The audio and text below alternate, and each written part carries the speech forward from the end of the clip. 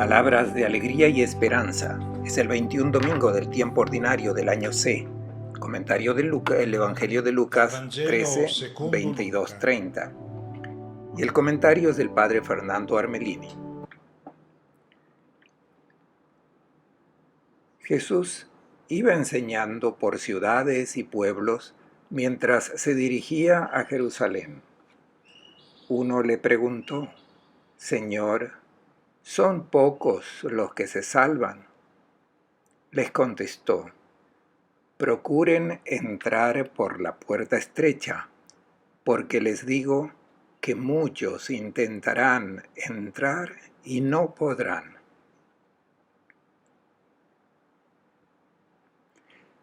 Un buen domingo para todos. Jesús está de viaje, se dirige hacia Jerusalén. A lo largo de este viaje hemos asistido a muchos episodios y escuchamos muchas enseñanzas de Jesús. Recordamos, por ejemplo, no acumulen tesoros, hacerse servidores los unos de los otros. Luego nos ha enseñado el Padre Nuestro. Y recordamos en el Evangelio de la semana pasada cómo su mensaje ha creado divisiones. Donde Jesús llega, las cosas no permanecen como antes. Si el Evangelio llega a una sociedad, es claro que el templo del dios dinero se quema en el fuego de Jesús. Lo mismo con las fábricas de armamentos. Si llega el fuego del Evangelio, éstas se destruyen. Jesús sabe hacia dónde se dirige, sabe lo que quiere. Quiere liberar al hombre de la condición deshumana en que se encuentra. Y para hacer esto, anuncia su palabra, su Evangelio, y confirma con su vida el mensaje que está anunciando. En Jerusalén donará su vida. Jerusalén es la meta a donde se dirige. Allá dará comienzo al mundo nuevo, no al mundo de las fieras, sino al mundo de los corderos. En la vida hay que hacer opciones y hay que saber hacia dónde uno se dirige. Es también una invitación para nosotros para preguntarnos seriamente: ¿te has preguntado hacia dónde vas? ¿Qué objetivos tienes en la vida? Quizás estés soñando con algunos ideales, quizás ideales pequeños, inmediatos, que es buena cosa, como el éxito profesional, una fiesta, las vacaciones. Estos son ideales pequeños, pero ¿sabes realmente hacia dónde vas? ¿Cuál es tu meta? Jesús lo sabía, se dirigía hacia Jerusalén. Pregúntate: ¿qué caminos estás siguiendo en la vida? ¿Tienes puntos de referencia para darte cuenta dónde te encuentras? Si estás con la barca en el mar, sigues las estrellas. Y si no estás en el mar, sigues las señales que ves en el camino. Pero, ¿cuáles son los puntos de referencia que tienes? ¿Tienes una meta a dónde llegar? Debes preguntarte: ¿sabes dónde estás yendo? ¿Qué es lo que estás haciendo en este mundo? Así pues, durante este viaje hacia Jerusalén, uno se presenta a Jesús y le pregunta: Señor, ¿son pocos los que se salvan? Es un personaje anónimo el que le hace esta pregunta. Refleja una problemática de gran interés en el judaísmo y diría también entre los cristianos de hoy, especialmente en el pasado. Hoy en día esta pregunta no es tan común. ¿Qué se entendía en aquel tiempo por salvación? Entendían que todos morían, pero un día llegaría la resurrección de los justos. Y estos justos se salvarían. Luego dijeron también que los malos resucitarían, pero que no se salvaban, se los iba a castigar. Los fariseos decían que todos los israelitas tendrían parte en el mundo nuevo, en el reino del Mesías. En cambio, los apocalípticos mantenían que serían pocos los que se salvarían. ¿Cómo se llegaba a la salvación? La única manera era la práctica asidua de la Torá. La salvación dependía del esfuerzo de cada uno de comportarse según los mandamientos. Por tanto, la salvación era un premio por la vida correcta que una persona había llevado.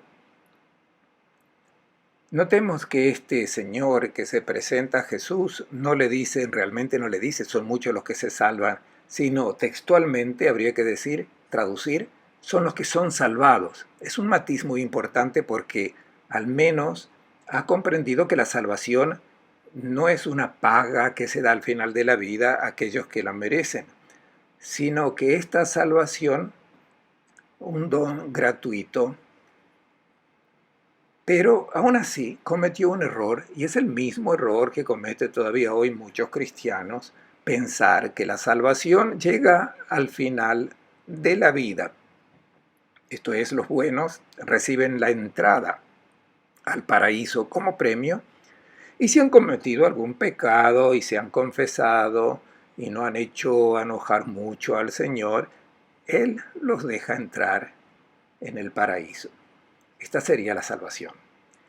Esta interpretación errada de la salvación dio lugar a controversias que en el pasado han tenido mucha importancia.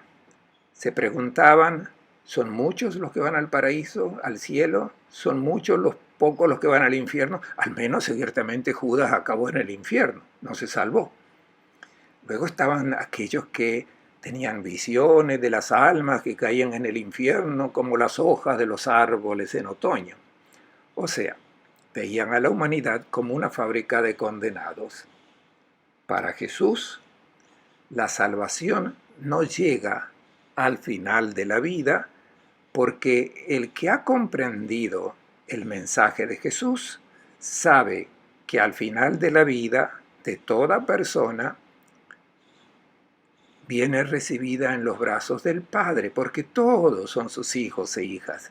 Este es el mensaje de Jesús. Por tanto, la pregunta no permite ninguna discusión. Es una pregunta fuera de lugar y que no tiene sentido para Jesús. Y de hecho Jesús no responde a esta pregunta porque para él la urgencia es otra. Es la de dejarse salvar ahora, hoy. Y digamos también, hoy son pocos los que se dejan salvar.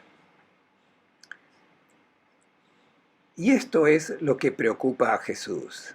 Recordemos su expresión, muchos son llamados, pocos los elegidos. Son pocos los que se dejan involucrar en el reino de Dios.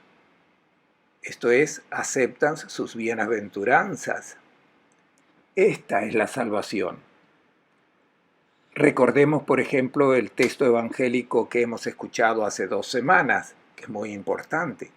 Allí Jesús hizo su propuesta de cómo invertir los bienes de este mundo y dijo, no teman, pequeño rebaño, vendan lo que tienen y dénselo a los pobres. Háganse bolsas que no se deterioran. Lucas 12, 32, 33. Si el corazón está apegado a los bienes de este mundo, estos nos esclavizan, nos deshumanizan, te hacen incapaz de amar, pues solo donando los bienes que Dios ha puesto en tus manos producirás amor. Por tanto, déjate salvar inmediatamente, compartiendo con el pobre estos bienes. Si tú te los guardas para ti mismo, el buen Dios te recibe el paraíso con los brazos abiertos, pero hoy tú no te dejas salvar. No te dejas humanizar. Recordemos lo que decía el famoso padre Turoldo. A nadie le desearé el mal, nunca. Pero si tuviese que desearle el mal a una persona, lo que nunca haré, le desearé que llegue a ser rico, que acumule muchos bienes, porque así se deshumaniza. Jesús quiere que urgentemente nos salvemos de esta deshumanización. Y ahora estamos llamados a dejarnos salvar. No es necesario preguntar a Jesús si son pocos o muchos los que se dejan salvar, pues la respuesta la tenemos delante nuestro. Son pocos los que se dejan salvar.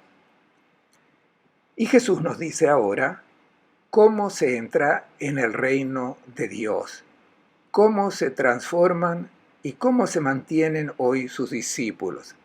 Y lo indica con 3 comparaciones qué es lo que es necesario hacer. La primera comparación. Para entrar en el reino de Dios es necesario luchar. Agoníceste. Es una agonía, una lucha que es necesario hacer. Y la comparación está tomada de las competiciones atléticas y muy empleada especialmente por Pablo, la comparación de la lucha. Así, escribiendo a los Corintios, dice Pablo, todo atleta se abstiene de todo, hace grandes sacrificios y lo hacen para obtener una corona que perece, pero nosotros lo hacemos para obtener un premio indestructible, 1 Corintios 9:25. O cuando escribe a Timoteo, he combatido el buen combate, he concluido mi carrera, he mantenido la fe, 2 Timoteo 4:7. Es una lucha que es necesario hacer, pero no se trata de una lucha fuera de nosotros, es una lucha dentro de nosotros mismos, y todos hemos hecho esta experiencia.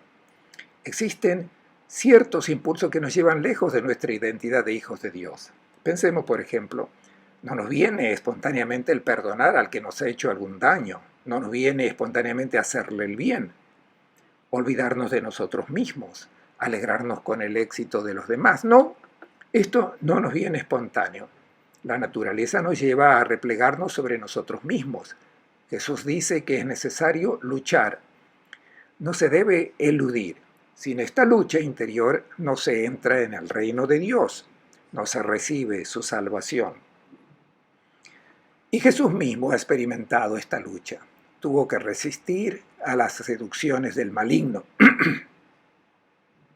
La segunda imagen, la puerta estrecha a través de la cual es necesaria pasar para entrar en el reino de Dios. Y para poder pasar por una puerta estrecha existe una sola condición, es necesario achicarse, hacerse pequeño. Ahora estamos en el capítulo 13 de Lucas, pero si volvemos atrás al capítulo 9, leemos que hubo una gran discusión entre los discípulos para saber quién entre ellos era el más grande. Jesús tomó a un niño y dice, el que se hace pequeño entre ustedes, este es el grande. Si se quiere entrar en el reino de Dios, es necesario hacerse pequeño. De otra manera, no se puede pasar por la puerta estrecha. La tercera comparación. Hay una multitud frente a la puerta, porque muchos quieren entrar, pero no entran. Quizás estén convencidos que pertenecen a este reino de Dios y pueden entrar en la fiesta. Es una distinción que los evangelistas siempre hacen entre la multitud que aplauden a Jesús con entusiasmo y los auténticos discípulos que se adhieren a su propuesta de hombre. Y estos son pocos. Estos son los que se dejan salvar. Se trata de lo que vemos hoy en la iglesia. La multitud es aún consistente, son numerosos los que todavía hoy se dicen cristianos y están convencidos de serlo, por tanto, de pertenecer al grupo de los salvados. Pero quizás no sea así. Son a esta gente que se hacen ilusión de ser sus discípulos a las que Jesús se dirige. Escuchemos. Apenas se levante el dueño de casa y cierre la puerta, ustedes desde fuera se pondrán a golpear diciendo, Señor, ábrenos. Él les contestará, no sé de dónde son ustedes. Entonces dirán, hemos comido y bebido contigo, en nuestras calles enseñaste. Él responderá, les digo que no sé de dónde son ustedes. Apártense de mí, malhechores.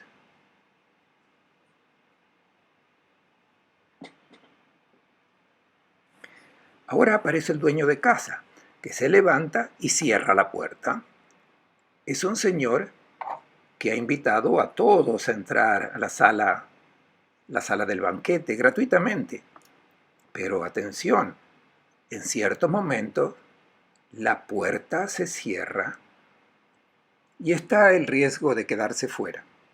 Y ahora aparecen aquellos que pretenden entrar y expresan sus argumentos y dicen, Señor, ábrenos. Entendamos bien, el mensaje se dirige a la multitud que están convencidos de pertenecer al reino de Dios, que son personas que se han dejado salvar por Cristo. Lo llaman Señor. Señor, ábrenos. Y este término Señor indica que el que lo está pronunciando, el que lo llama Señor a Jesús, son los cristianos porque lo reconocen como el resucitado. En la profesión bautismal se decía, creo que Jesús es el Señor. Señor, ábrenos. Él le contesta, no sé de dónde son ustedes. Y entonces comienzan a presentar sus argumentos. Hemos comido y vivido y bebido contigo. Es claramente la referencia a la Eucaristía. Y luego, en nuestras calles enseñaste. Son exactamente los dos momentos de la celebración comunitaria de la cual han participado. Esto es ya algo muy bueno. Han permanecido fieles al culto, al aspecto religioso de la vida del creyente. Son miembros de la comunidad cristiana y por tanto piensan que todas sus credenciales están en regla para ser considerados miembros de este reino de Dios. No es difícil intuir el propósito que Lucas tenía para poner en el Evangelio estas palabras tan duras de Jesús.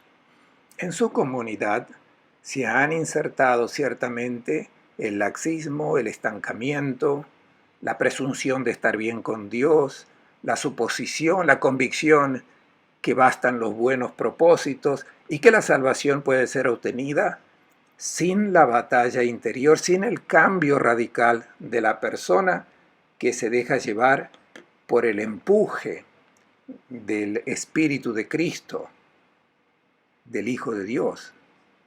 Lucas se da cuenta que muchos cristianos están corriendo el riesgo de engañarse, de pertenecer al reino de Dios. Ve a muchos cristianos del Asia Menor que administran los bienes de este mundo exactamente como los paganos, pero participan en los encuentros comunitarios, razonan y piensan como los paganos, pero participan en la catequesis. Quizás se comportan como patrones de sus empleados. Había muchos cristianos de buena posición que tenían siervos y también ellos se sentían con el derecho de abusar de sus esclavos. Y luego participaban en el banquete eucarístico.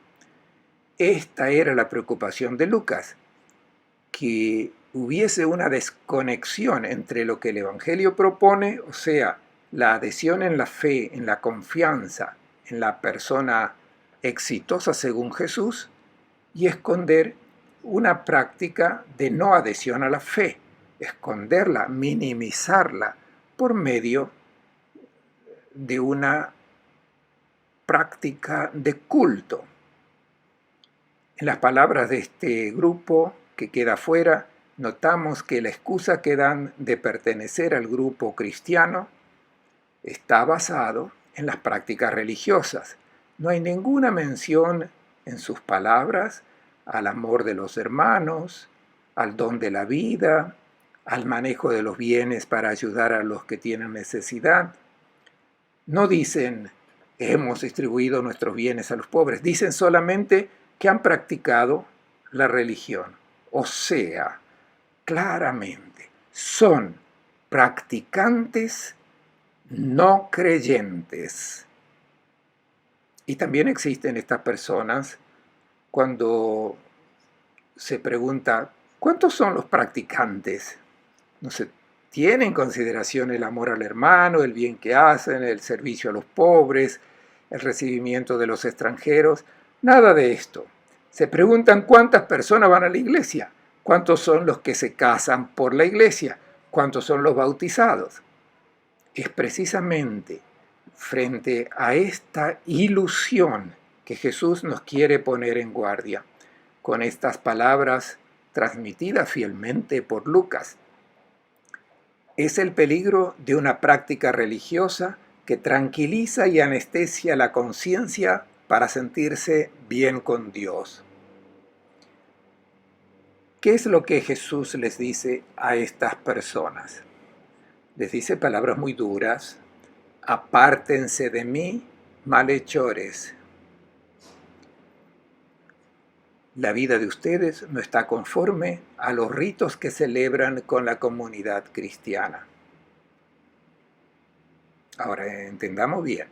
Apártense de mí no quiere decir que ahora Jesús los manda al infierno, que no los quiere ver más. No.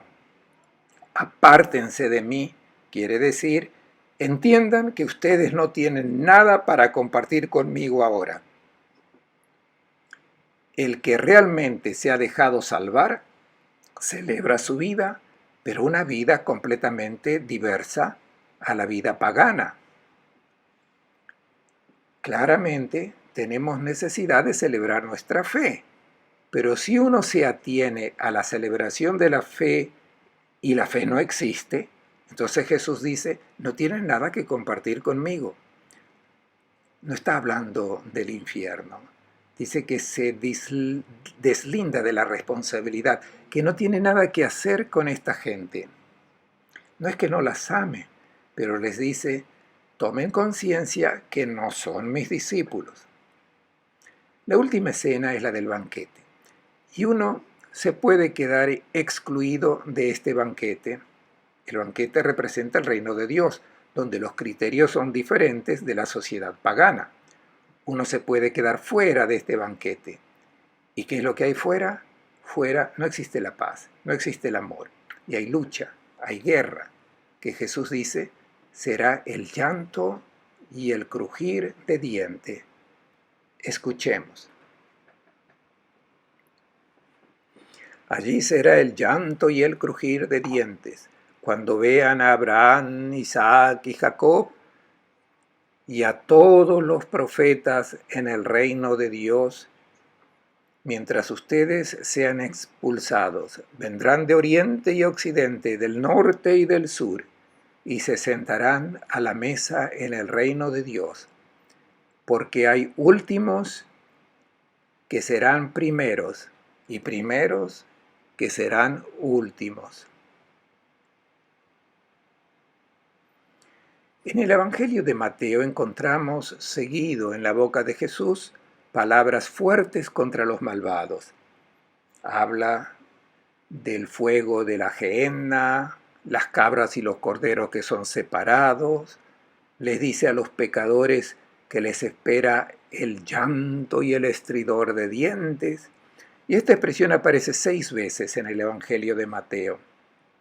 ¿Qué entendían los rabinos con aquella expresión? Quería decir, estén atentos porque si se comportan de cierta manera, sus vidas o existencia será desperdiciada por la vanidad. De tu vida nada permanecerá y al final te darás cuenta, pero será demasiado tarde. Sentirás rabia contigo mismo, crujirás tus dientes, pero ya no hay nada que hacer. El juego se acabó. Por tanto, hay que estar atentos. Es un aviso para nosotros también, utilizando un lenguaje duro que utilizaban los predicadores de aquel tiempo. En esta última parte del texto evangélico se presenta al segundo grupo. El primer grupo que acabamos de ver eran aquellos que estaban convencidos de que pertenecían al reino de Dios y estaban salvados, pero no lo estaban. Ahora se presenta al grupo, el grupo de aquellos que se dejan salvar.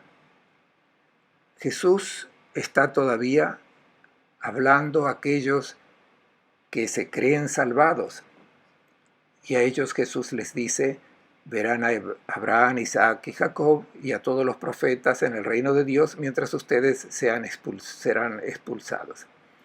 Jesús está hablando de personas que no lo han conocido el Evangelio, no han tenido esta suerte, pero se han dejado mover por este espíritu que Jesús ha introducido en el mundo, pero que actuaba desde el principio de la creación, porque todos son hijos e hijas de Dios y por tanto tienen ese impulso que viene del espíritu. y si lo escuchan y siguen, dejándose mover por este impulso del Espíritu, son personas salvadas. Por eso, a los que tuvieron la suerte de conocerlo, de conocer el Evangelio, Jesús les dice: ustedes que son los privilegiados, estén atentos porque se arriesgan a quedarse fuera en una condición que se describe como llanto y crujir de dientes. ¿Qué entiende Jesús sobre esta condición en la que se encuentran las personas que no se dejan salvar?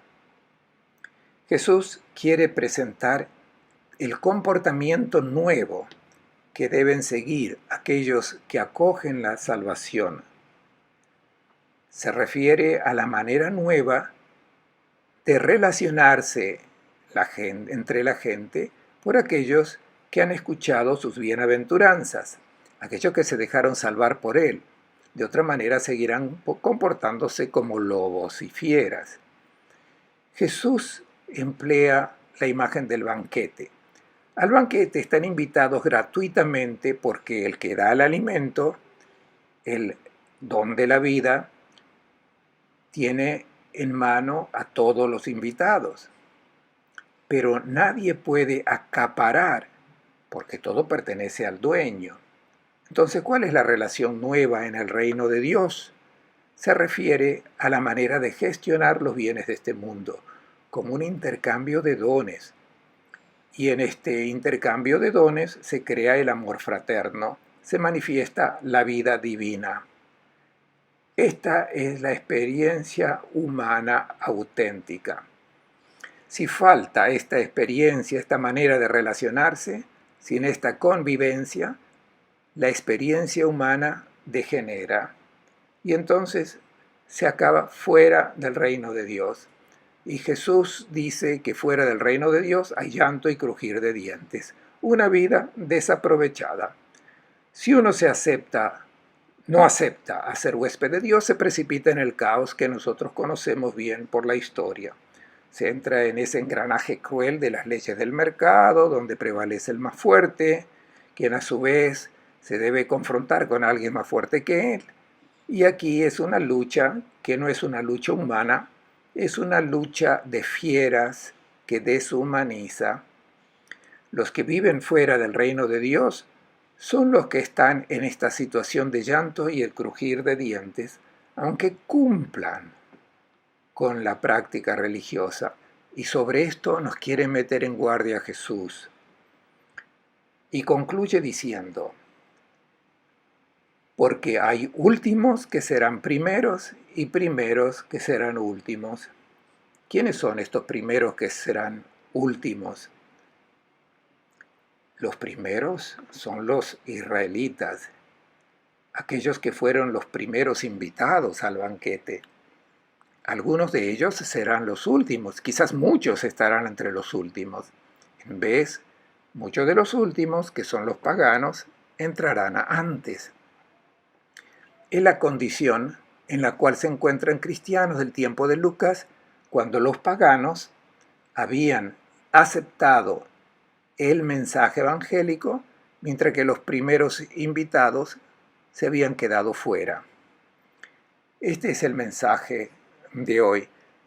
El tema principal es nuevamente el dejarse salvar, y esto supone aceptar esta lógica nueva que nos introduce en el banquete del reino de Dios. Les deseo a todos un buen domingo y una buena semana.